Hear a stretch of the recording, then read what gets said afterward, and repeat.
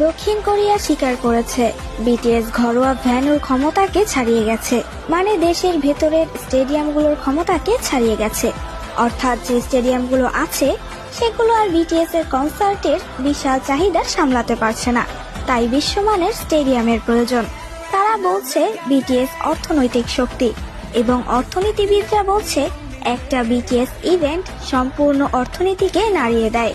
BTS শুধু সাংস্কৃতিক নয়, বরং দেশের বড় অর্থনৈতিক শক্তি, যা পর্যটন ও শিল্পে আয় বাড়ায়।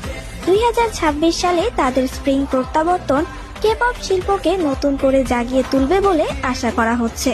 তাই সরকার বলছে বিটিএস এর জন্য বড় ওয়ার্ল্ড ক্লাস স্টেডিয়াম লাগবে।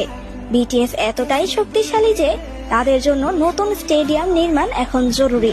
শুধু আর্মিরাই নয়, বরং পুরো কোরিয়ার বাজারও লেজেন্ডারি বিটিএস এর ফেরার অপেক্ষায় রয়েছে।